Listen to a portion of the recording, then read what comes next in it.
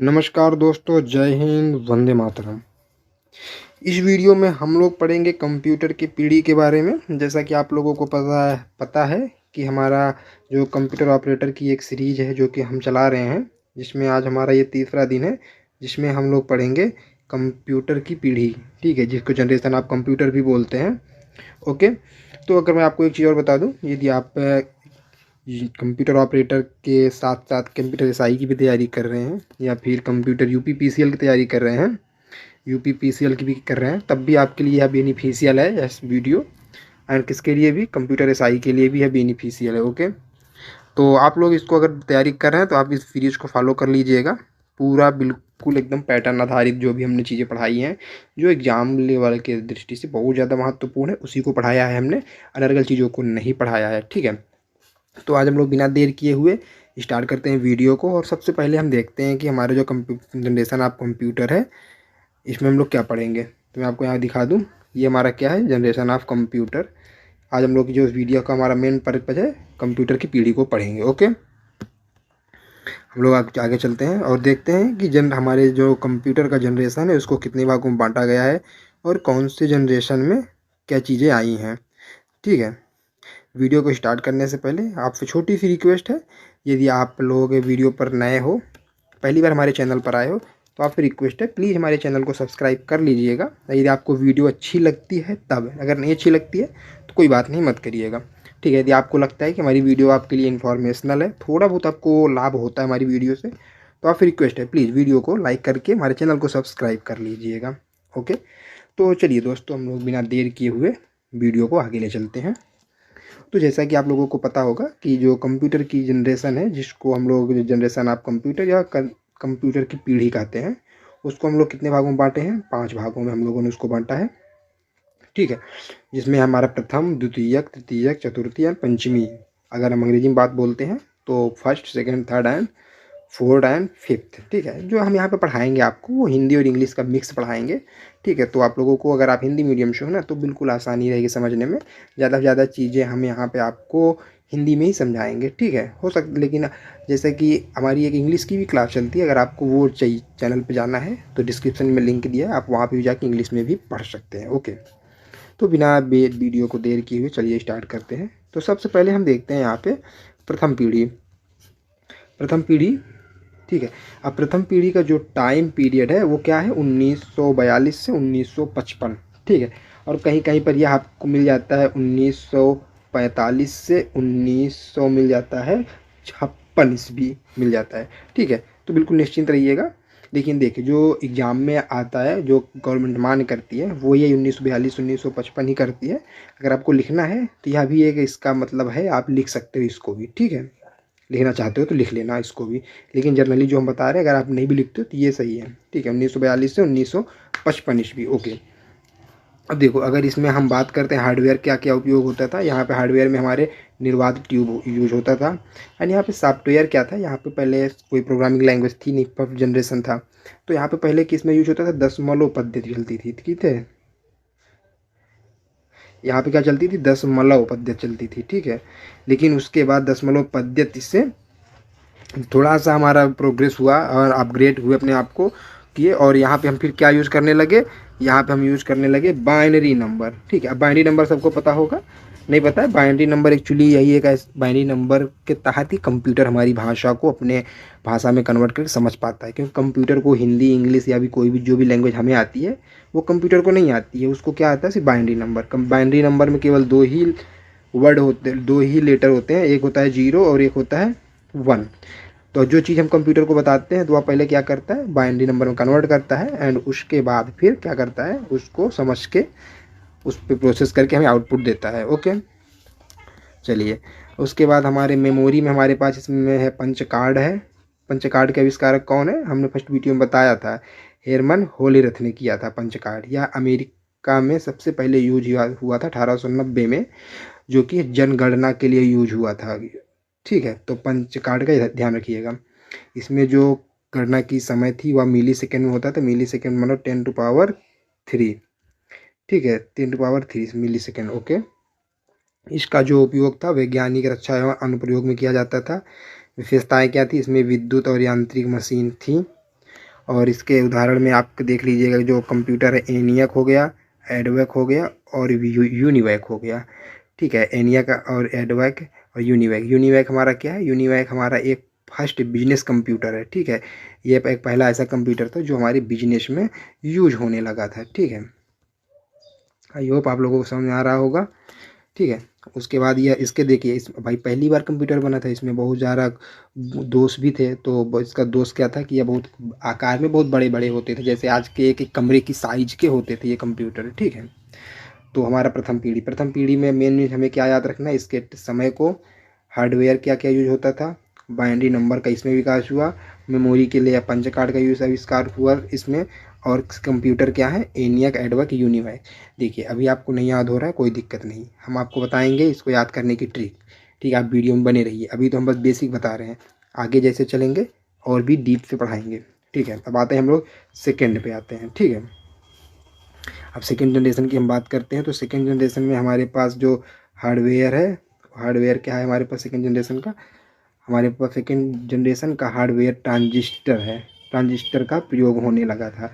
ठीक है, यहाँ पे क्या, ट्रांजिस्टर का आविष्कार किसने किया था आपको पता होगा? ट्रांजिस्टर का आविष्कार 1947 में किसने किया था? विलियम शॉकले ने किया था। किसने किया था? विलियम फॉकले।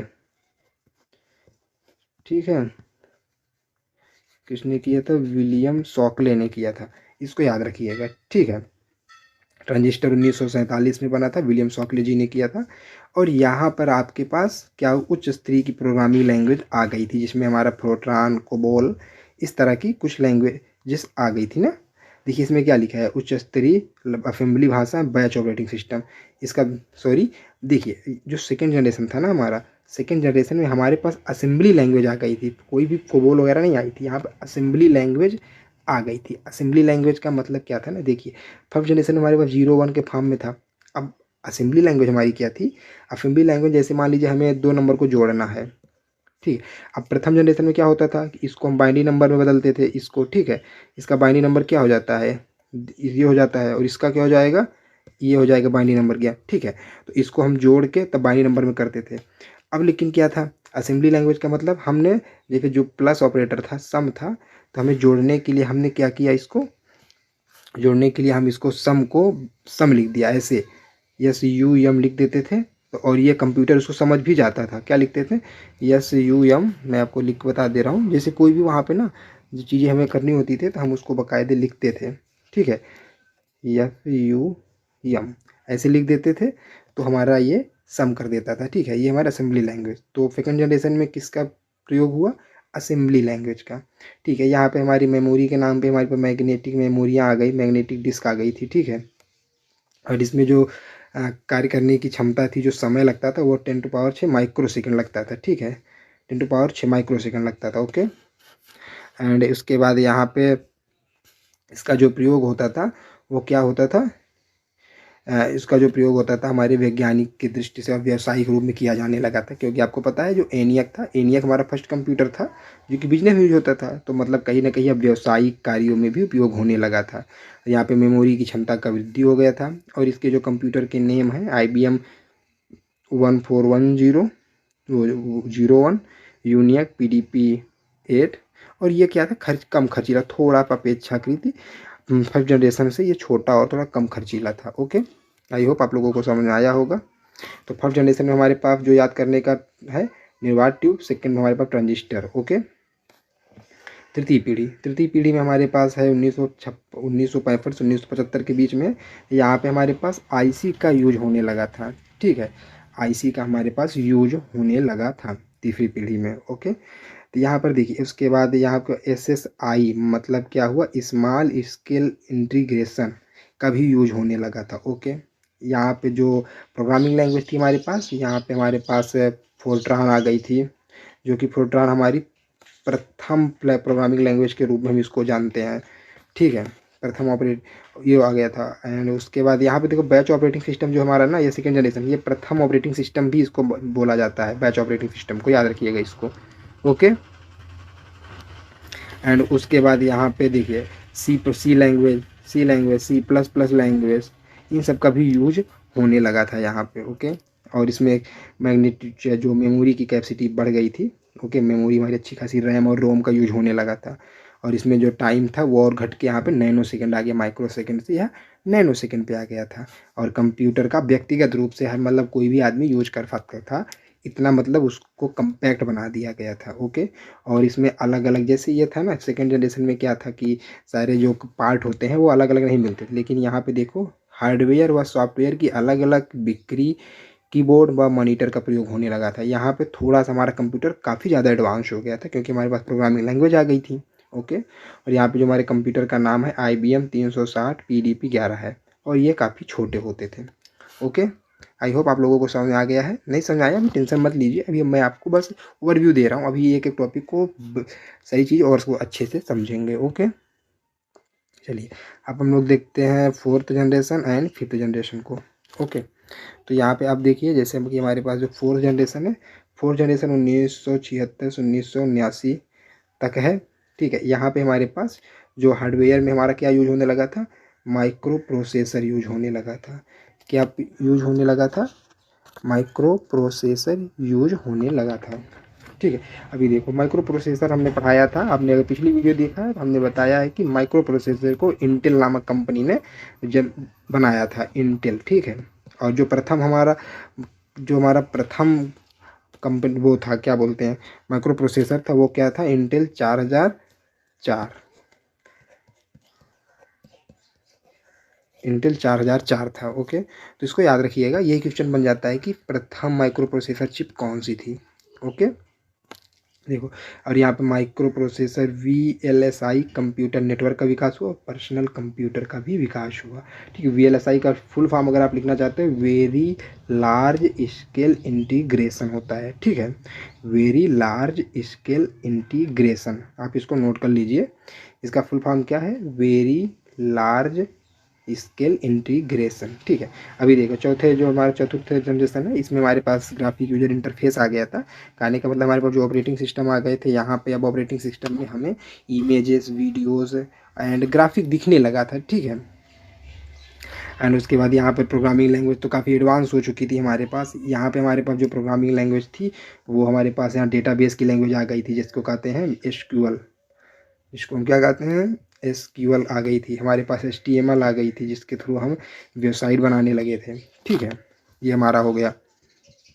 एंड इसका इसमें जो इसका टाइम था नैनो सेकेंड से घट के पिको सेकेंड में आ गया था। ठीक है, इसका जो टाइम था पिको सेकेंड मतलब 10⁻⁻12 सेकेंड। ठीक है, और ज़्यादा कम टाइम लगने लगा था किसी भी कैलकुलेशन को करने में। ठीक है, एंड इसके बाद मल्टी प्रोसेसिंग का इसमें आ गया था, कई कार्य एक बार में कर लेता था। इसके जो कंप्यूटर थे PC, IBM PC और एप्पल PC। ठीक है, ये चीज़ हो गया। पंचम पीढ़ी में 1990 से अब तक की जो है सारी जनरेशन जिसको हम कहते हैं, इसमें हमारा क्या आ गया था, ये पंचम पीढ़ी हमारा मतलब 5th जनरेशन है। इसमें हमारे पास ULSI है। ULSI में अल्ट्रा लार्ज स्केल इंटीग्रेशन, यहाँ पे भी माइक्रो प्रोसेसर का यूज होता है, लेकिन एडवांस माइक्रो प्रोसेसर का यूज होने लगा, जिसको हम क्या कहते हैं, ULSI एंड SLI।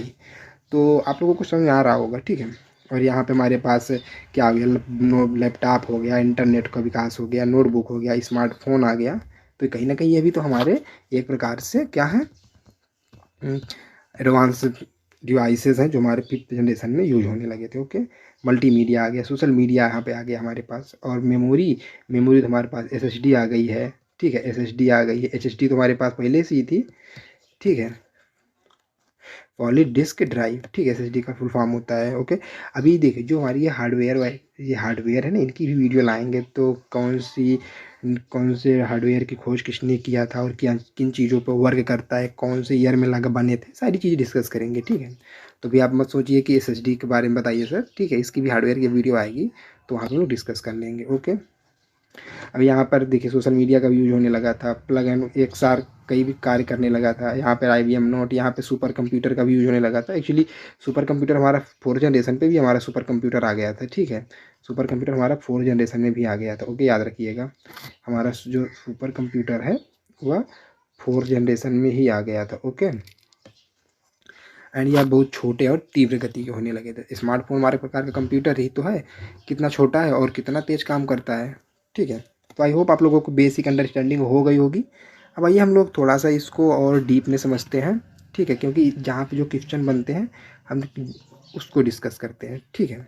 और बात रही इसकी पीडीएफ की, तो पीडीएफ आप टेंशन मत लीजिए, पीडीएफ आपको हमारे वीडियो के हमारे वीडियो के डिस्क्रिप्शन बॉक्स में एक लिंक मिल जाएगा, आप उस लिंक पे क्लिक करके डाउनलोड कर लीजिएगा पीडीएफ को, और अपने जो प्रिपरेशन को है एक नई दिशा देना। अब देखो, सबसे पहले हम फर्स्ट जनरेशन की बात करते हैं। तो फर्स्ट जनरेशन में हमारे पास क्या है, देखिए फर्स्ट जनरेशन में हमारे पास वैक्यूम ट्यूब है। पहली पीढ़ी में क्या यूज होता था, निर्वात ट्यूब, जिसको हम वैक्यूम ट्यूब का प्रयोग करने लगे थे, जिसको कहते हैं, ठीक है। अब यहाँ पे जो सॉफ्टवेयर की भाषा है, यहाँ पे सॉफ्टवेयर नहीं थी, यहाँ पर हम प्रोग्रामिंग को कैसे समझते हैं, प्रोग्रामिंग होती ही नहीं थी। यहाँ पे हम मशीन लैंग्वेज का यूज करते थे। किसका यूज करते थे, मशीन लैंग्वेज, मतलब जिसको हम क्या कहते हैं, 0 1 के फॉर्म में, ठीक है, ओके। एंड देखो, उसके बाद प्रोग्रामिंग भाषा लो लेवल प्रोग्रामिंग लैंग्वेज में किया जाता था। मतलब लो लेवल प्रोग्रामिंग लैंग्वेज हम किसको बोलते हैं, मशीन लैंग्वेज को कहते हैं, क्योंकि मशीन लैंग्वेज में कोड करना बहुत ज़्यादा हार्ड होता था। क्यों, अभी देखो, किसी प्रोग्रामर को हम 0 1 0 1 0 1 के फॉर्म में लिखने को कोड कह दें, तो वो तो लिखता ही रह जाएगा ना, क्योंकि बहुत हार्ड होता था इस तरह की प्रोग्रामिंग लैंग्वेज को लिखना, ठीक है। नेक्स्ट हमारा है, डेटा तथा सॉफ्टवेयर के भंडारण के लिए पंच कार्ड तथा पेपर टेप का प्रयोग किया जाता था। हमने बताया इसके लिए इसमें पेपर टेप का प्रयोग किया जाने लगा था, जिसको पेपर, और इसको ये क्या बोलते हैं, हमारे जो पंच कार्ड, इसको किसने बनाया था, हेरमन हेरमन हेल होलेरथ होलेरथ होलेरथ ने बनाया था। कब बनाया था, 1890 में बनाया था, ठीक है, इसको याद रख लीजिएगा।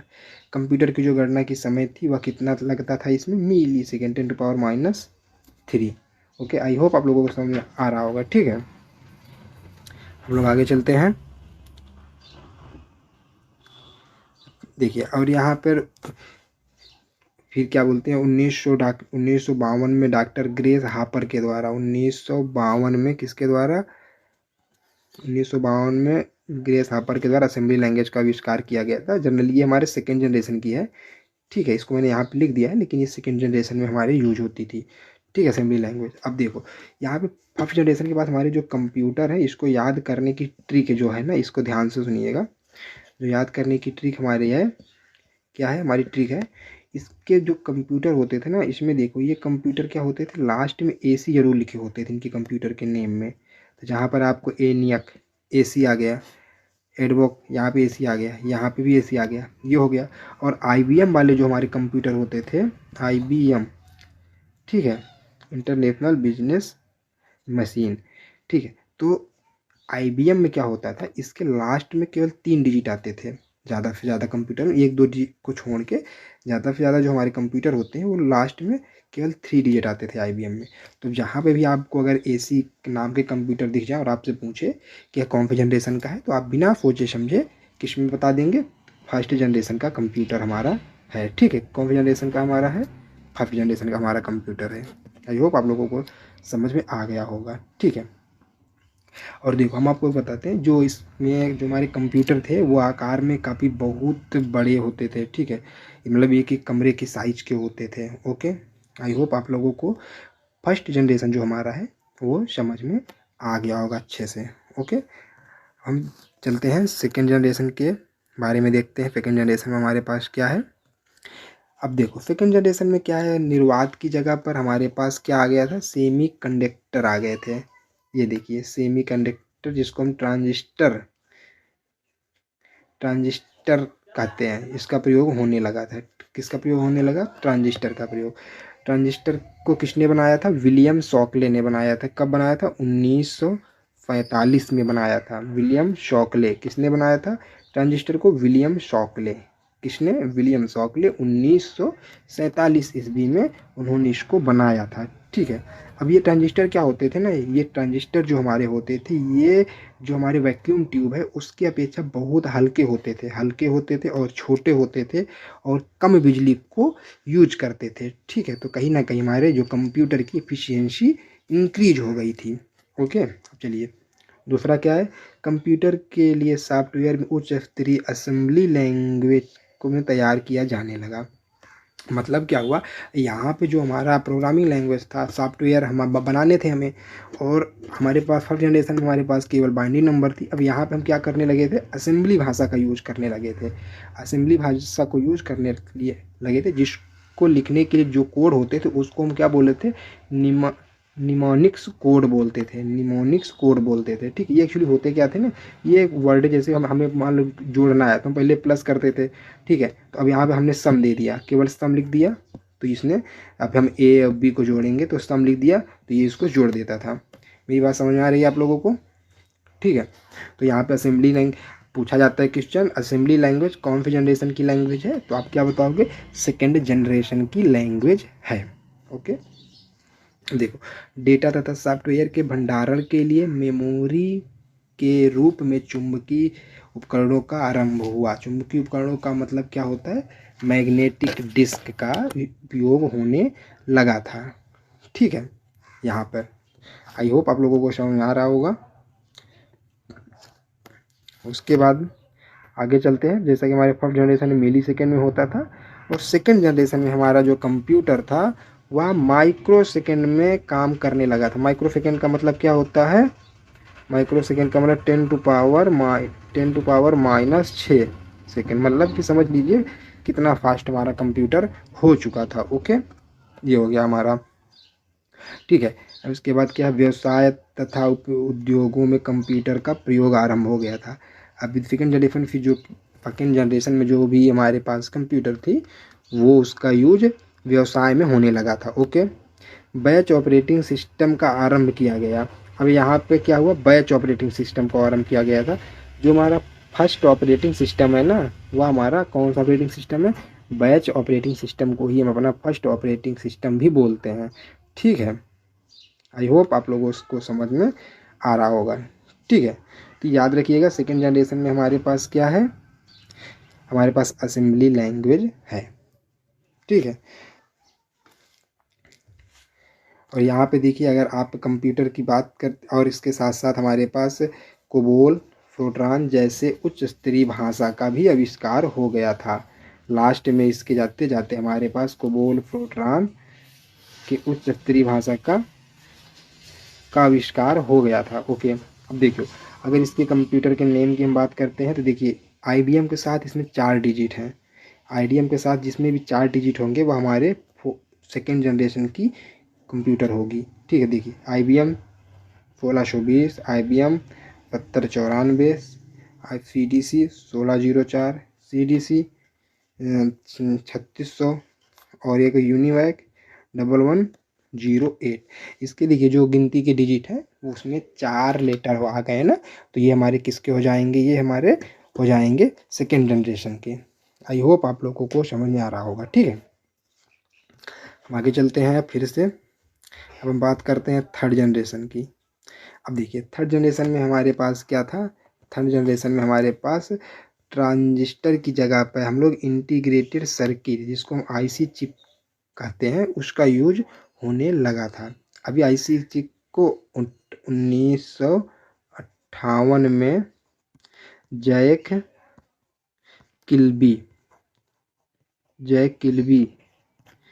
किल्बी के द्वारा बनाया गया था, तथा रॉबर्ट नोई, एक कौन है, एक हमारे हैं रॉबर्ट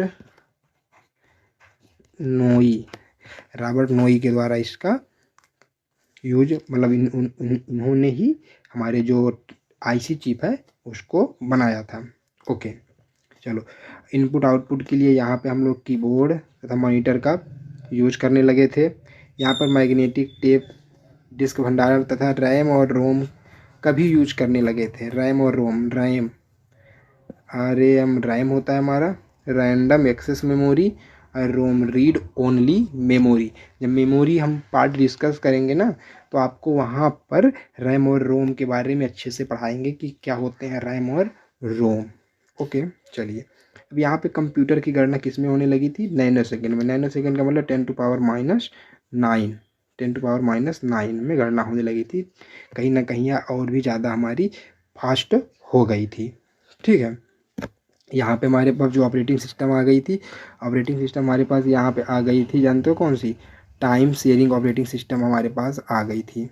ओके, देखिए अब कंप्यूटर का यूज जो था वो मतलब कि लोगों के पास भी आने लगा था, ठीक है, व्यवसायिक व्यक्तिगत रूप से इसका आरंभ होने लगा था। और देखिए यहाँ पे जो प्रोग्रामिंग लैंग्वेज थी, प्रोग्रामिंग देखिए यहाँ पे ये 1964 से 1971 के बीच थी।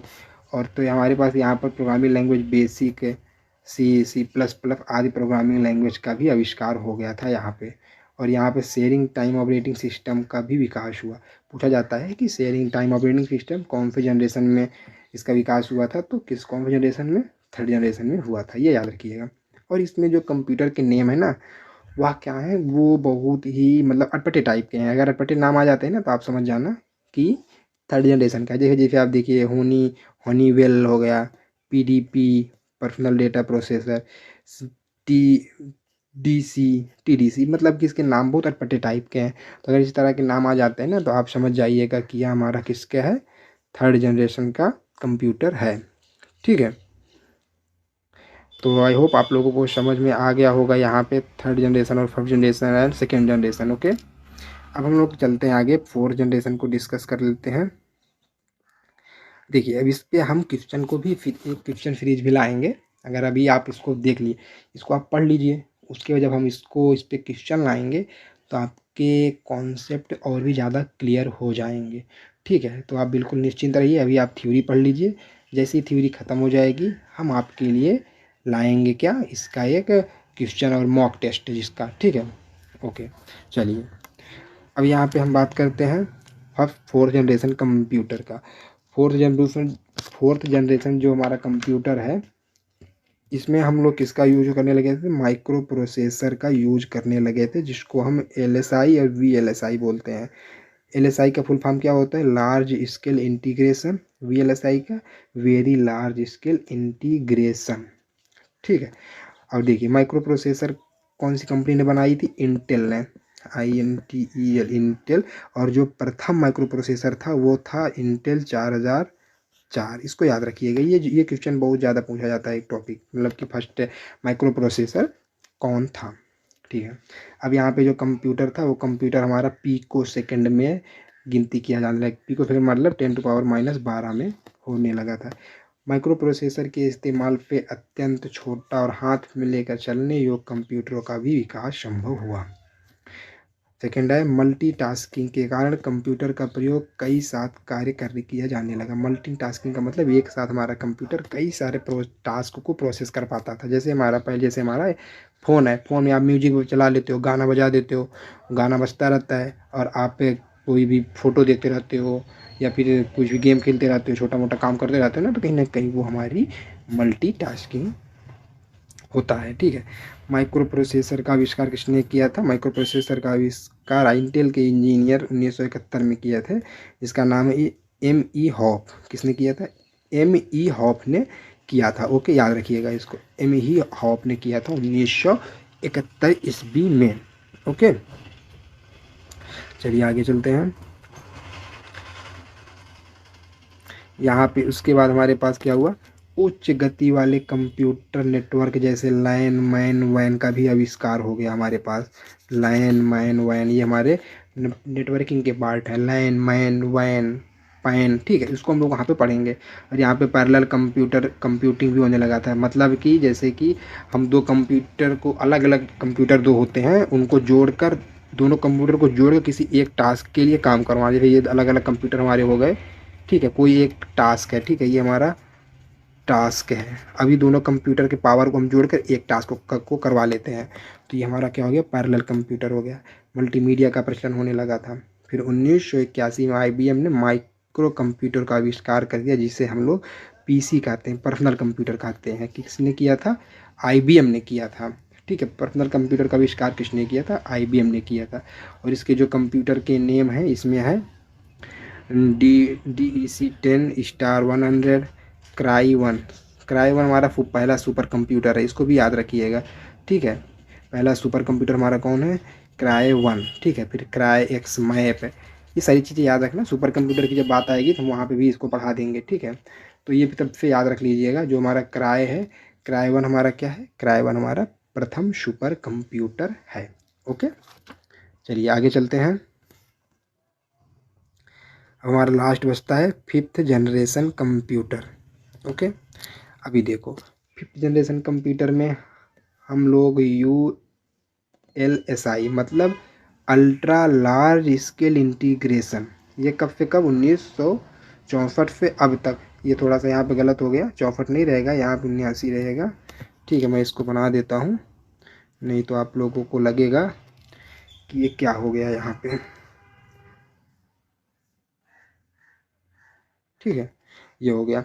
ठीक है, अभी देखो, अब यहाँ पे हमारे जो ULSI का फुल फॉर्म क्या है, अल्ट्रा लार्ज स्केल इंटीग्रेशन तथा SLSI का यूज होने लगा था, सुपर लार्ज स्केल इंटीग्रेशन।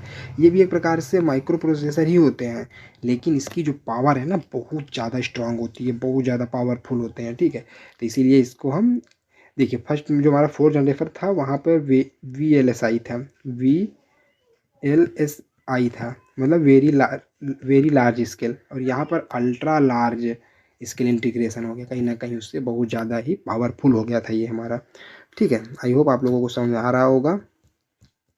ठीक है, अब उसके बाद देखिए, मल्टीमीडिया तथा एनिमेशन के कारण कंप्यूटर के विकास शिक्षा मनोरंजन आदि में भरपूर किया जाने लगा था। मतलब अभी देखिए जो हम लोग ज़िंदगी जी रहे हैं, हमारी लाइफ स्टाइल चल रही है, ये 5th जनरेशन का है। यहाँ पर सारी चीज़ें एनिमेशन से आप पढ़ रहे हो, वीडियो देख रहे हो, कहीं ना कहीं बहुत चीज़ें मतलब हाई लेवल की हो चुकी हैं। ठीक है, नेक्स्ट हमारा है इंटरनेट तथा सोशल मीडिया विकास में सूचनाओं का आदान प्रदान बढ़ गया, एक दूसरे से हम लोग मिलने लगे।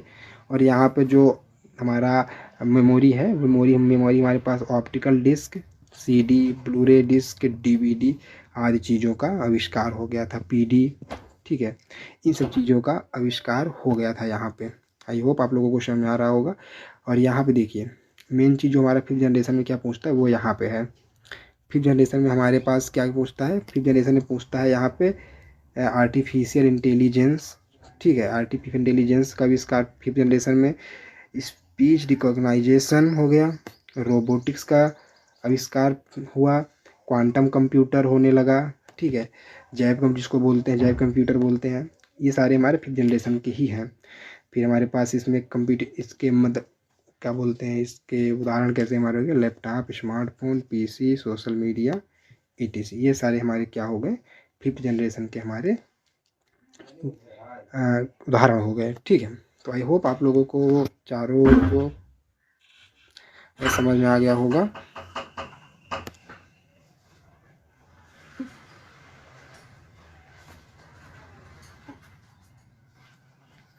ठीक है, आई होप आप लोगों को समझ में आ गया होगा। ठीक है, एक बार हम इसको फिर से रिवीजन कर देते हैं, जिससे आप लोगों को सारी चीज़ें याद रहें। ठीक है, ठीक है दोस्त, तो यहाँ पे देखिए, प्रथम पीढ़ी में हमारे पास क्या था, प्रथम पीढ़ी में हमारे पास वैक्यूम ट्यूब का यूज होता था। प्रथम पीढ़ी में वैक्यूम ट्यूब, तीसरे में द्वितीयक में हमारे पास ट्रांजिस्टर, तीसरे में IC, चौथे में माइक्रो प्रोसेसर जिसको हम LSI बोलते हैं, और 5th में हमारा क्या है, ULSI मतलब अल्ट्रा लार्ज स्केल। ठीक है, ये हमारा हो गया। प्रोग्रामिंग लैंग्वेज फर्स्ट में हमारा हो गया बाइनरी नंबर, सेकंड में हमारा हो गया असेंबली लैंग्वेज, थर्ड में हमारा हो गया फोर्ट्रान, कोबोल, CPP, ये हो गया। और फोर्थ में हमारा डेटाबेस लैंग्वेज हो गया, HTML हो गया फोर्थ में हमारा। ठीक है, ये हमारा फोर्थ में हो गया। 5th में हमारे पास रोबोटिक एंड AI हो गया, मतलब जिसको AI बोलते हैं, आर्टिफिशियल इंटेलिजेंस। ठीक है, याद रखिएगा ये चीज़ हमारा। ठीक है, एंड अगर टाइम की बात करें तो हमारा मिली सेकेंड में होता था 4th जनरेशन, सेकेंड में हमारा होता था माइक्रो सेकेंड, नैनो सेकेंड, फिर उसके बाद 4th में हमारा होने लगा पिको सेकेंड, एंड अब हमारा जो कंप्यूटर सुपर कंप्यूटर, ये तो अब पेप्टा हेक्सा माइक्रो सेकेंड में भी होने लगा है। ठीक है, जो कि 10⁻⁻24 तक के तक मतलब उसकी जो प्रोसेसिंग स्पीड है यहाँ तक जाती है। ठीक है, तो आई होप आप लोगों को समझ आ गया होगा। अब देखिए, अगर आप इसको पढ़ लिए हो तो अच्छी बात है, अभी तक आप वीडियो देख रहे हो तो अभी इसके बाद इससे रिलेटेड हम क्वेश्चन सीरीज को लेके आएंगे। ठीक है, तो वहाँ पे हम जितना भी हमने यहाँ पे पढ़ा है सारे के सारी चीज़ों को हम लोग डिस्कस कर लेंगे अच्छे से। ठीक है, तो बस इस वीडियो में इतना ही, हमने कंप्यूटर और क्या बोलते हैं कंप्यूटर जनरेशन के बारे में पढ़ लिया है। तो हम लोग मिलते हैं किसी फिर अगले वीडियो में। तब तक के लिए जय हिंद, वंदे मातरम।